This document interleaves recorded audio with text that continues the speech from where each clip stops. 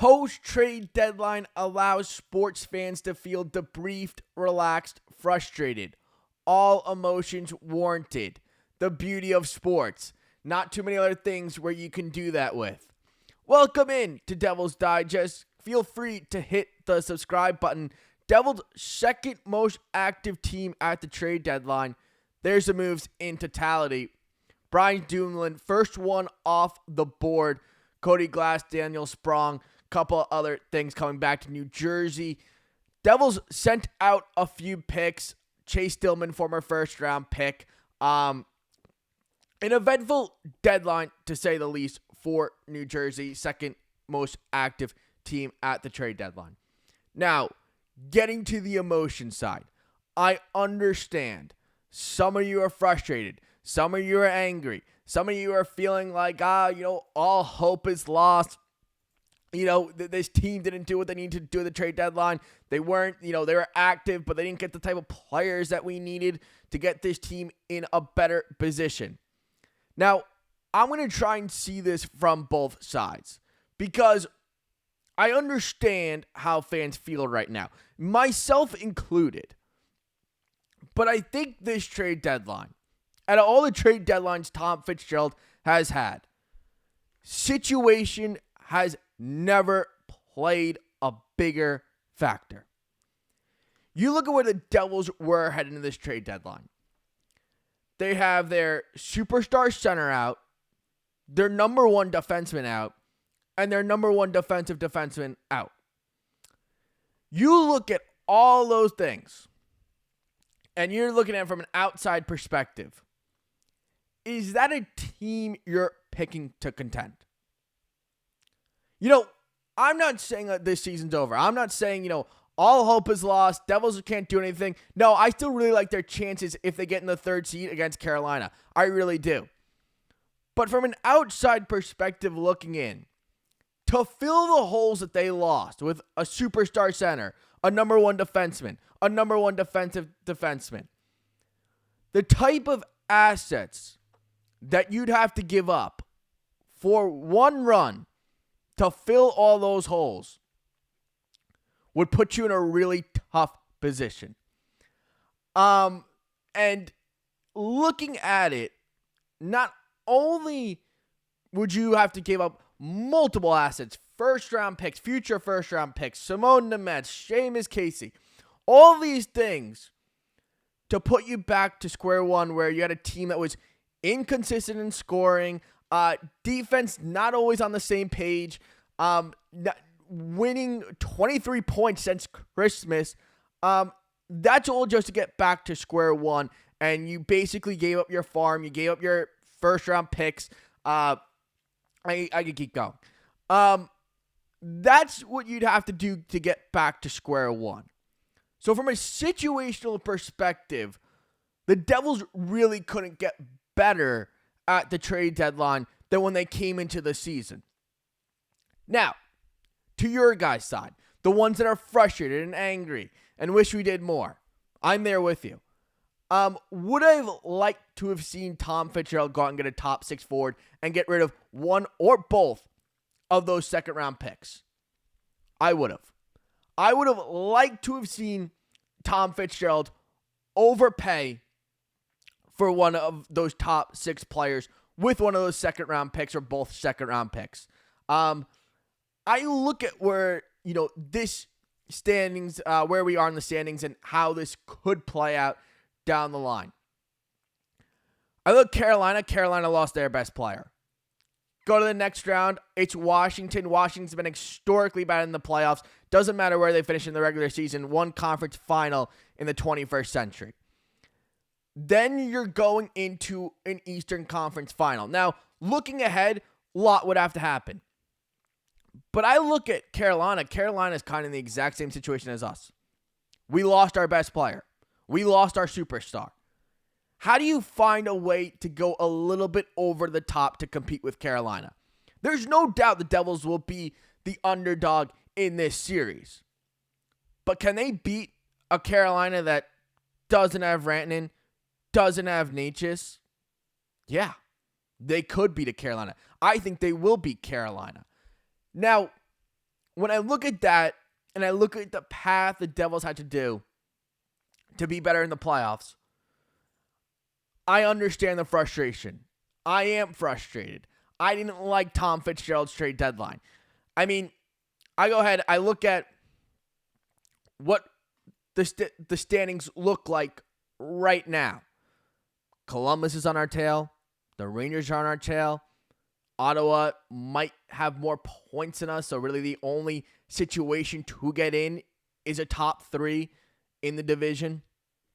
I look at those type of things, and I say to myself, if I can finish top 3 in this division and get Carolina and then an historically bad Washington team in the playoffs or one of the wild card spots, I'm going to double down a little bit harder than I think Tom Fitzgerald did. Now, Tom Fitzgerald did say that, we were close on some things. We finished second on one of the trades. We could have done more, but this is a team that got us here. Well, 2 things to say to that. Now, this isn't the team that got you here. We're missing our superstar center. We're missing our number 1 defenseman and our number 1 defensive defenseman. It's not the same team. My second thing on that is we were really close on one player. Our top guy, we finished second to try and trade for him. Isn't it your job to make sure you get the trade you want? Now, I'm not saying that, like I said, give up the farm, give up all these top assets. But if you were close on your number 1 trade option, why was the turnaround or the fallback plan just a little bit more underwhelming? And you know what? Cody Glass played really well. I'm totally hoping that, he proves me wrong and that, he is a factor in this team. I'm rooting for him. Daniel Sprong, same thing. I like that trade a little bit more for the Devils. But when I hear something like that, like we were second on a trade that we really wanted, we were the second team, with the second best offer. What was the backup plan? Why didn't you win that trade? What were you trying to give up? What was the plan down the line? So that's where I have an issue with it. If you're going to go out and say something like, oh, well, we could have done more. We were second on the trade for whoever. We don't know. Second there. How does that make this situation any better? Who would feel happier? Like, oh, well, we were right there. We could have done it, but we didn't do it as fans. We almost won the Stanley Cup. We didn't, but we were right there. That's more heartbreaking than not even getting there. So when you hear something like that, I think that it almost turns into extra frustration, extra anger among the fan base. When you're right there, we could have done more. He's acknowledging that we could have done more, but we didn't. We went out, we got 4th line center, a player who's playing the AHL this year, who I still like a lot. Or I think he fits the team better than an AHL player. Depth defenseman, Brian Dumoulin, Dennis Cholsky. When you hear those type of things, they don't necessarily correlate with what the Devils did at this year's trade deadline. Was it a bad trade deadline? Yeah. It was not a good trade deadline.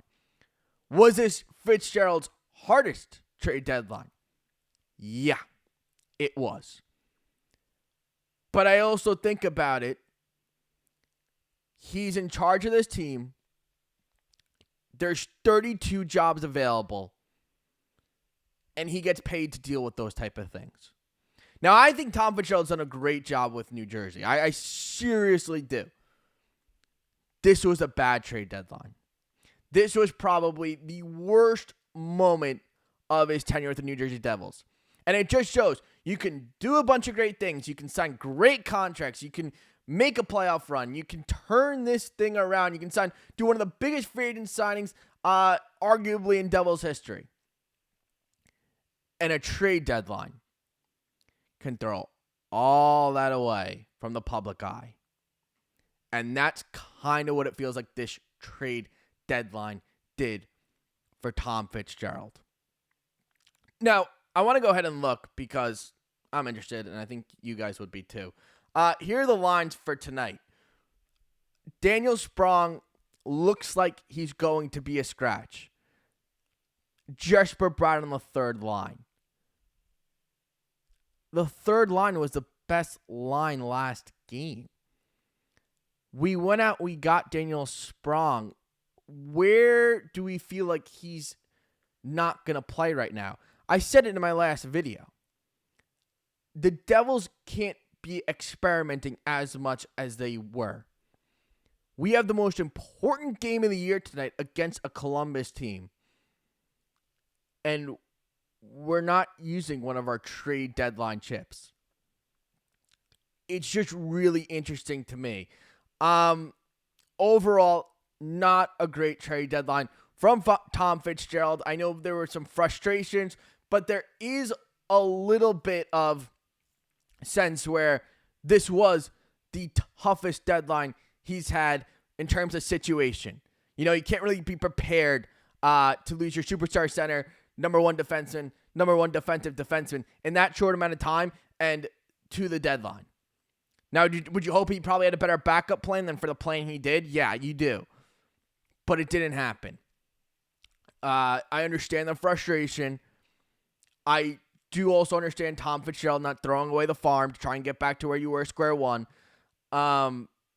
It's just a tough position for the Devils to be in. But I think, you know, going forward, where the standings are, Devils have a very realistic shot to finish top 3 in this division. Let me know how you felt about at the trade deadline. Let me know your comments if you had any thoughts, what you'd like to see different, and how this sets up for the Devils going forward. All right, I'll see you guys.